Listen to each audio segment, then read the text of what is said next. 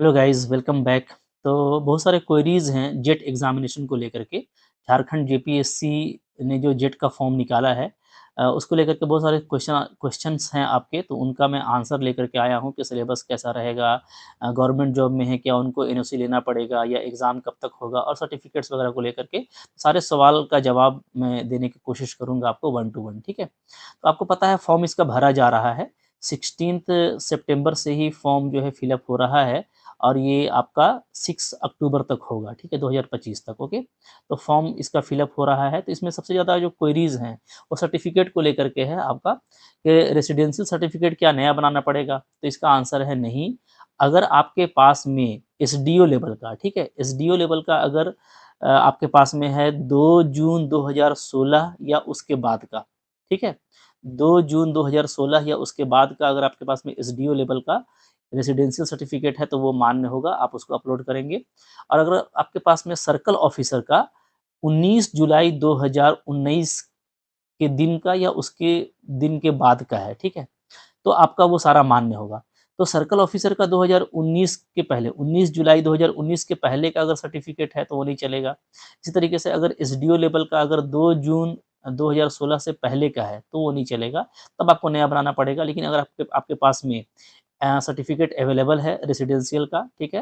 तो झारखंड का रेसिडेंट अगर आपको शो करना है तो आप बिल्कुल अपना सर्टिफिकेट लगाइए। अगर आप जनरल में भी भरते हैं झारखंड से तो आपको रेसिडेंशियल देने में कोई दिक्कत नहीं है अगर आपके पास में है तो, ठीक है? नया अप्लाई करने का ज़रूरत नहीं है।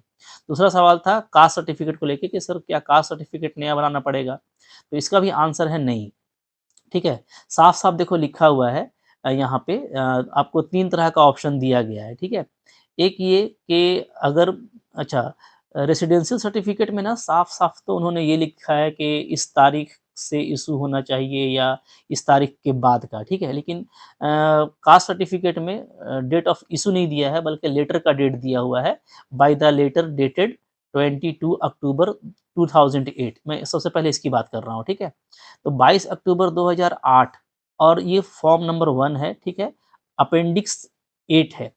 तो ये अपेंडिक्स सारा आपको दिया हुआ है, अपेंडिसेस सारा आपको डिटेल एडवर्टाइज़मेंट में दिया हुआ है, तो आपको बस फॉर्मेट मिला लेना है कि अगर इस फॉर्मेट में अगर आपके पास में 22 अक्टूबर 2008 का या उस दिन के बाद का एसडीओ या उसके हायर अथॉरिटी लेवल पे अगर आपके पास में कास्ट सर्टिफिकेट है, ठीक है, एसटी, एससी का, तो आपका वो मान्य होगा, ठीक है?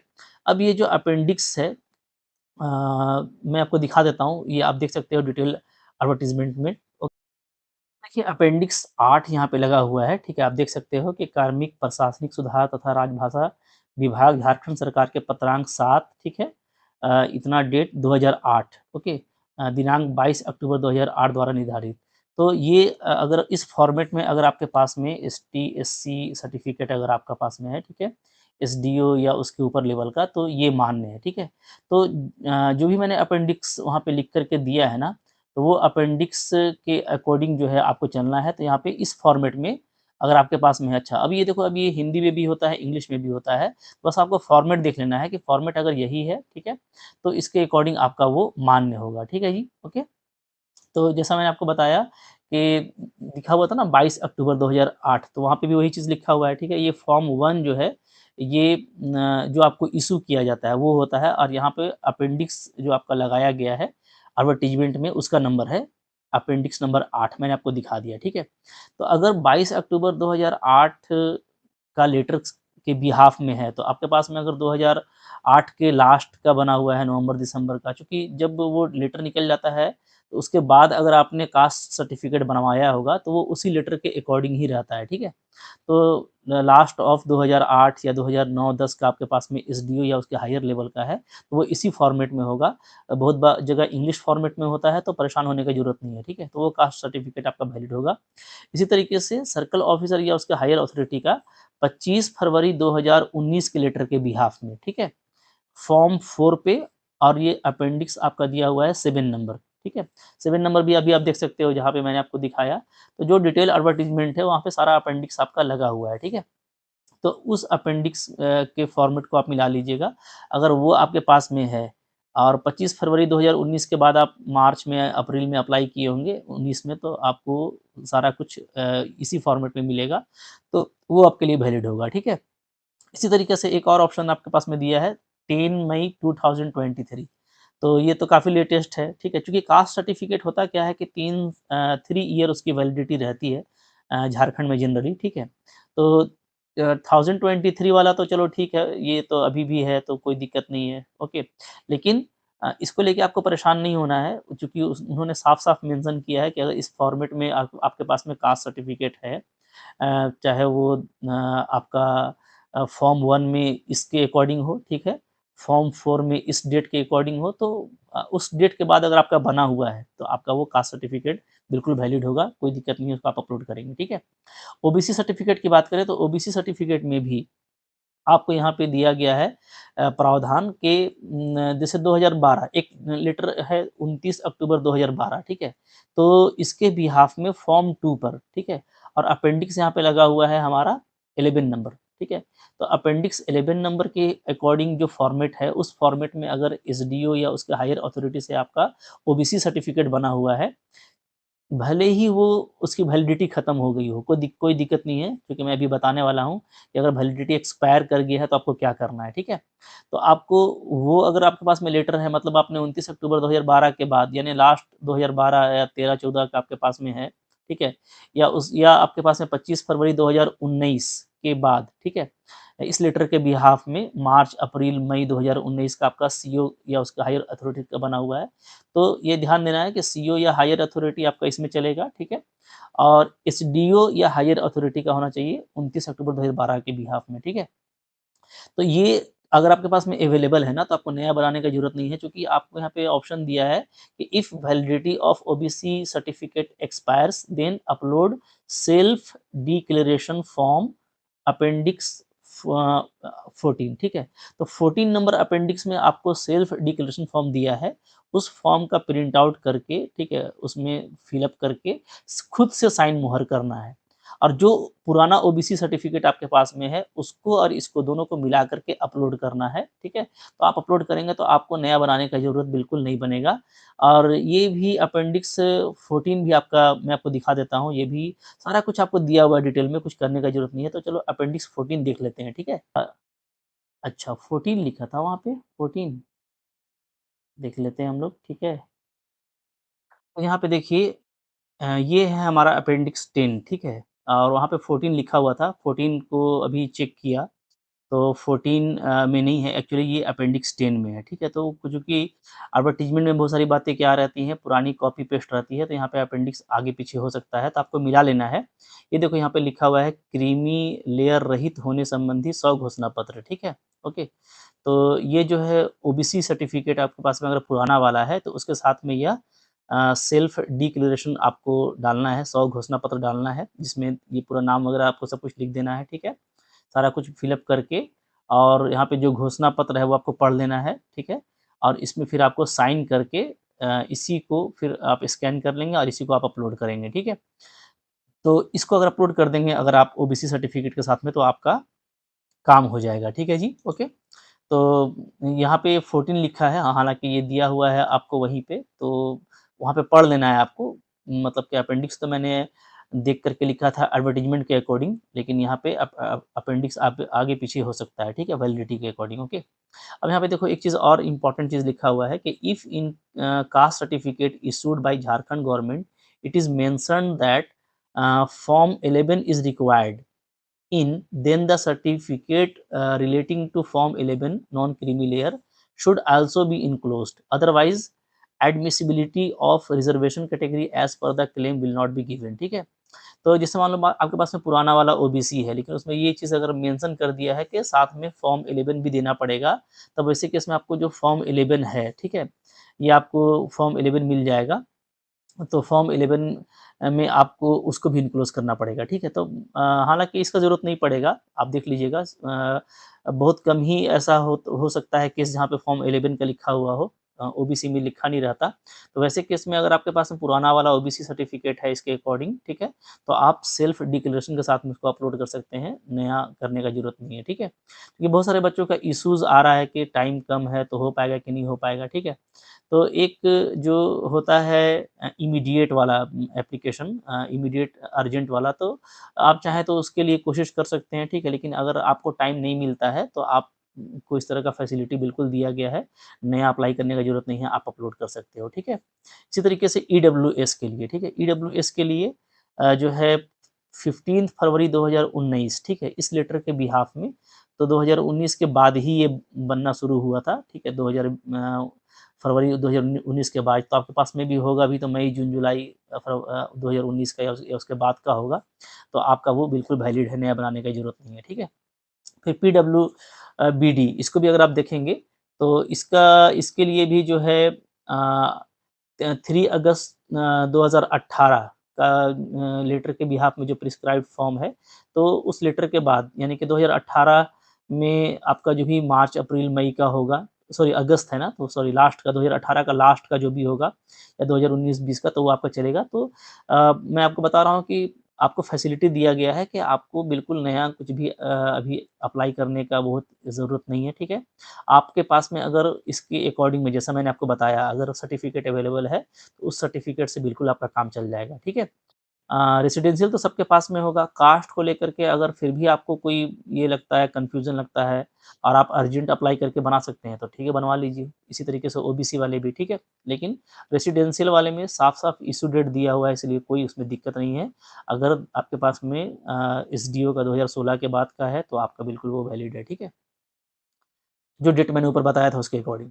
अब देखो कुछ बच्चों का सवाल था कि एग्ज़ाम कब तक होगा, ठीक है? तो देखिए ये तो उसमें भी लिखा हुआ नहीं है कि एग्ज़ाम डेट कब होगा या एग्ज़ाम कब लेंगे। ये बस उन्होंने बताया कि ओएमआर पे होगा, ठीक है?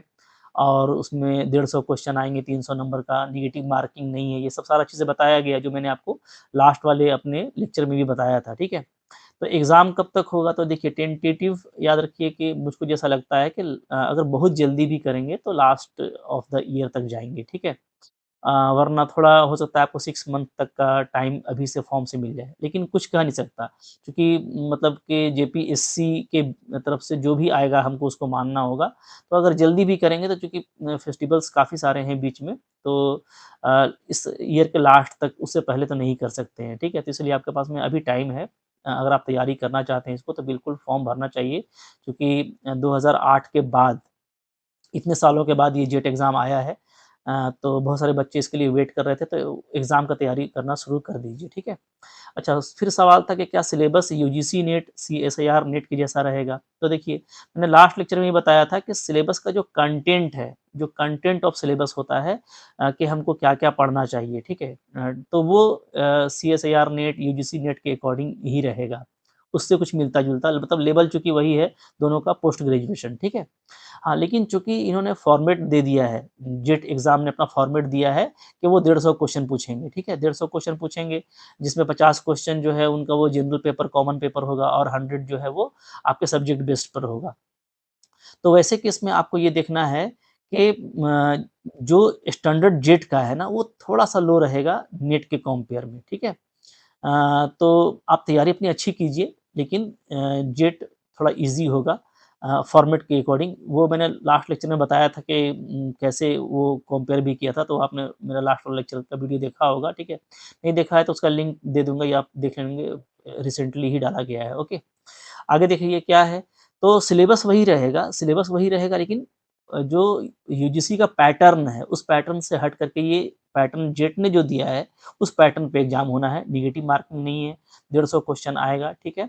और आपको 300 मार्क्स का एग्ज़ाम होगा, तो आपको बिंदास ओएमआर शीट पे देना है, वो सीबीटी यानी कंप्यूटर बेस्ड टेस्ट नहीं है, ठीक है? अच्छा, क्या 2 सब्जेक्ट में अप्लाई कर सकते हैं? तो नहीं अप्लाई कर सकते, ठीक है? ये साफ-साफ लिखा हुआ है, आप पढ़ सकते हो डिटेल में। एडवर्टाइज़मेंट में आप एक ही पेपर में अप्लाई कर सकते हैं जिसमें आपने पोस्ट ग्रेजुएट कर रखा है, ठीक है? या जिसमें आपने एमबीए किया हुआ होगा तो उसके लिए कंप्यूटर एप्लीकेशन के लिए भी आप देख लेंगे एमसीए किया हुआ होना चाहिए, ठीक है? एमटेक अगर किया है तो उसके लिए आप अपना सब्जेक्ट देख लीजिएगा। अच्छा, कुछ बच्चों का कहना था कि झारखंड के बाहर से हूँ, तो कोई भी झारखंड के बाहर का भी है, तो वो भी जो है अनरिज़र्व कैटेगरी में, ठीक है, अप्लाई कर सकता है। बिल्कुल अप्लाई कर सकते हैं, जेपीएससी का एग्ज़ाम है ये, किसी भी स्टेट से अप्लाई कर सकते हैं, ठीक है? क्या झारखंड प्रोफ़ेसर के लिए इसको पास करना ज़रूरी है? तो देखिए, जिनका ऑलरेडी यूजीसी नेट है, ठीक है? तो वो इस एग्ज़ाम के पीछे क्यों परेशान होंगे? जिनका यूजीसी नेट है, जब भी इसको आगे किया जाएगा, पहले तो देखो ये एक तरह का सर्टिफ़िकेट एग्ज़ाम है, ये मैं क्लियर कर देना चाहता हूँ कि ये क्या है? ये सर्टिफ़िकेट एग्ज़ाम है, ठीक है? सर्टिफ़िकेट एग्ज़ाम है यानी कि आपको ये एग्ज़ाम क्लियर करने के बाद एक सर्टिफ़िकेट दिया जाएगा, ठीक है? अब वो सर्टिफ़िकेट इक्विवेलेंट होगा आपके पास में अगर ऑलरेडी यूजीसी नेट है तो, ठीक है? तो यूजीसी नेट आपने किया हुआ है या साइंस वाले अगर सीएसआईआर नेट किए हुए हैं, तो फिर उनको कोई ज़रूरत नहीं है देने का। हाँ, अगर फिर भी देने का मन है जैसे बहुत सारे क्या करते हैं लव एग्ज़ाम्स एग्ज़ाम्स को प्यार करते हैं, उनको क्वेश्चंस डील करना अच्छा लगता है, तो भई दीजिए, ठीक है? इसका भी सर्टिफ़िकेट रखिए।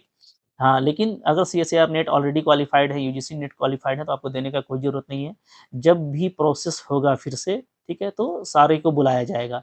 नेट वालों को भी बुलाया जाएगा, जेट वालों को भी, क्योंकि झारखंड के बच्चों को भी ये शामिल करना चाहते हैं, एक अच्छी पहल है, ठीक है? इसीलिए जेट का एग्ज़ाम हो रहा है कि जेट वाले भी फिर आगे के प्रोसेस में शामिल हो पाएँगे, ठीक है? ओके। अच्छा 11th था कि क्या झारखंड गवर्नमेंट सर्विस जो कर रहे हैं, जो पीजीटी टीचर हैं या टीजीटी टीचर हैं या किसी और ब्रांच में हैं, क्या उनको इस फॉर्म के लिए अपने डिपार्टमेंट से एनओसी लेना पड़ेगा, ठीक है? तो एनओसी बिल्कुल लेना पड़ेगा इसलिए कि जब आप फॉर्म भरोगे, तो अभी मैं आपको शॉर्ट का फॉर्म का बताऊँगा कि फॉर्म आपको कैसे भरना है।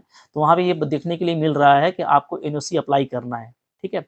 एनओसी अप्लाई किए बगैर नहीं होगा क्योंकि वहाँ पे एनओसी सर्टिफ़िकेट नंबर माँगा जा रहा है, एनओसी का इश्यू डेट माँगा जा रहा है।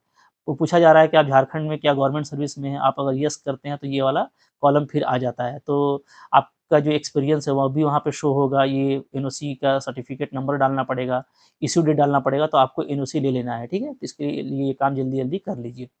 फिर ब कुछ बच्चों ने सवाल पूछा था कि भाई सर कैसे अप्लाई होगा, ठीक है? हालाँकि ये काफ़ी ईज़ी है, ऑफ़िशियल साइट्स पे जाकर के काफ़ी ईज़िली अप्लाई हो जाता है, फिर भी मैं आपको एक प्रोसेस बता देता हूँ। देखो अप्लाई करने के लिए सिंपली आप पोर्टल पे चले जाएँगे, ठीक है? jpsc.government.in ठीक है? वहाँ पे काफ़ी सूटेबल है और बहुत ही फ़ैमिलियर तरीके से अप्लाई करने का तरीका दिया गया है, ठीक है? आप जैसे ही जाएँगे ना तो आपको आपके राइट कॉर्नर पे मिलेगा लॉगिन या न्यू रजिस्टर का आपको मिल जाएगा, ठीक है? पेज मिलेगा, तो आपको न्यू रजिस्टर करना है। अगर आपने पहले से रजिस्टर नहीं किया है तो सबसे पहले आप न्यू रजिस्टर कीजिएगा। तो न्यू रजिस्टर करने में आपको आपका मोबाइल नंबर, आपका ईमेल आईडी चाहिए, ठीक है? आपका नेम, पापा का नेम, मम्मी का नेम, ठीक है? ये सब आप पुट कर देंगे डोमिसाइल आपका किस स्टेट का है, ये सब जब आप पुट कर देंगे ना, तो पुट करने के बाद फिर जो है आपका ओटीआर नंबर जो है जनरेट हो जाता है। ये पहले ओटीआर करवाते हैं, यानी वन टाइम रजिस्ट्रेशन, ठीक है? ये फॉर्म सबसे पहले हम लोग अप्लाई करते हैं ओटीआर। जैसे ही आपको ओटीआर नंबर मिलता है, तो ये आपको ओटीआर नंबर जो है, ये आपके मोबाइल नंबर पे भी आ जाएगा और आपके ईमेल आईडी पे भी आ जाएगा, ठीक है? ये ओटीआर में फिर आपका ओटीआर का पासवर्ड भी वो देते हैं, ठीक है? बट इस पासवर्ड को हमको चेंज करना होता है, अपने अकॉर्डिंग हमको मज़बूत पासवर्ड बनाना होता है। तो जब एक बार आपका ओटीआर नंबर आपको मिल जाएगा, तो फिर से आप ईमेल लॉगिन करेंगे, ठीक है? और ईमेल लॉगिन करके आप क्या करेंगे, ओटीआर नंबर फिल अप करेंगे, ओटीआर नंबर और न्यू पासवर्ड आप वहाँ से क्रिएट अपना बना लेंगे, ठीक है? New password. जैसे ही आपका न्यू पासवर्ड बन जाता है एक बार, तो न्यू पासवर्ड बनने के बाद अब आपको लॉगिन करना है जाकर के, ठीक है? तो स्टार्टिंग में आपको जो है अपने आप को रजिस्टर करना होता है और एक बार आप रजिस्टर कर अगर अपना आप ओटीआर बना लेते हैं, तो आपका बेनिफिट ये है कि जेपीएससी के थ्रू जितनी भी वैकेंसीज़ हैं, ठीक है? जिसके लिए आप एलिजिबल हैं, तो आप उसमें जाकर के अपने वन टाइम रजिस्ट्रेशन यानी ओटीआर आप उसमें अप्लाई कर सकते हैं, ठीक है? तो एक बार आपको ओटीआर कर लेना है, ओटीआर नंबर आपको मिल जाएगा, आपने अपना पासवर्ड क्रिएट कर लिया, तो उसके बाद अब आप लॉगिन करके सारे प्रोसेस को पूरा कर लेंगे, ठीक है? सारा प्रोसेस आपका ईज़िली पूरा हो जाता है और उसके बाद जहाँ पे भी जो भी डॉक्यूमेंट अपलोड करना है, उन सब का साइज़ लिखा हुआ है। तो अगर आप खुद से भी करेंगे तो साइज़ के अकॉर्डिंग अपना जो है डॉक्यूमेंट को रख कर के आप वहाँ पे अपलोड कर दीजिएगा, बिल्कुल आसानी के साथ में अप्लाई हो जाएगा, ठीक है? तो ये कुछ क्व सवाल्स थे आपके क्वेश्चन्स थे जिसका मैंने आपको आंसर दे दिया और काफ़ी अच्छा एग्ज़ामिनेशन है, मैं आपको अब लास्टली यही बोलूँगा कि जो नहीं भी भरना चाह रहे हैं तो उनको भरना चाहिए, ठीक है? अगर वो पीजी किए हुए हैं या उन्होंने एमबीए कर रखा है, एमसीए कर रखा है तो उनको उनके लिए सब्जेक्ट है ऑलमोस्ट वो सारे सब्जेक्ट्स हैं जो यूजीसी नेट और सीएसईआर नेट में होते हैं सर, ठीक है? तो उनको ज़रूर ये फॉर्म के लिए अप्लाई करना चाहिए एग्ज़ाम की तैयारी करनी चाहिए, एग्ज़ाम देनी चाहिए। डेफ़िनिटली बहुत ही अच्छे चांसेज़ हैं अगर आप अच्छे से तैयारी करते हो तो। हाँ, ये है कुछ बच्चों का कहना था कि पास कैसे करेंगे? तो जनरल के लिए देखो कम से कम 40% लाना ज़रूरी है, ठीक है? ओके और ये 40% पेपर 1 और पेपर 2 को मिला कर के होगा। पेपर 1 आपको पता है कॉमन पेपर है, पेपर 2 आपका सब्जेक्टिव है, ठीक है? तो 40% लाना है। बट ये 40% से होगा नहीं ना चूँकि एक्चुअली क्या है कि लिखा हुआ है कि जो टोटल जो सिलेक्शन है वो 6% करना है इनको सब्जेक्ट वाइज़, ठीक है? जितना भी फॉर्म अप्लाई होगा, जैसे मान लो किसी में अगर जो है आपका 1000 फॉर्म अप्लाई हुआ, जैसा मैंने आपको पहले ही बताया था, ठीक है? 1000 तो होता नहीं है, 10,000 मान लो कम से कम लेके चलते हैं, ठीक है? 1 लाख भी हो सकता है, आजकल तो फॉर्म काफ़ी अप्लाई होते हैं। तो अगर किसी एक सब्जेक्ट में अगर 10,000 फॉर्म अप्लाई होता है, तो इसका 6% आप निकाल लीजिए, इसका 6% कितना होगा? तो 600 ठीक है? तो उस पार्टिकुलर सब्जेक्ट में 600 बच्चे क्वालीफाई करेंगे, वो भी अनरिज़र्व कैटेगरी वाइज़, ठीक है? वो सारा सारा कुछ मिला कर के 600 को ही लेना है। तो कॉम्पिटिशन अच्छा ही रहने वाला है, ठीक है? चूँकि बड़ा एग्ज़ाम है, तो आप तैयारी अगर अच्छी करते हैं, तो चांसेस भी अच्छे हैं। तो भाई एक अच्छा जॉब होगा, ठीक है? जब भी अच्छा कुछ बच्चों का ये सवाल था कि क्या इस एग्ज़ाम के बाद प्रोफ़ेसर बन जाएँगे? तो ये थोड़ा-सा ज़्यादा जो है मासूमियत वाला सवाल है, ठीक है? हम कोई इतना तो कम से कम हम लोग जानते हैं कि ये सर्टिफ़िकेट एग्ज़ाम है, ठीक है? जैसे यूजीसी नेट होता है टीचर बनने के लिए आप जो है टेट का एग्ज़ाम देते हो, ठीक है?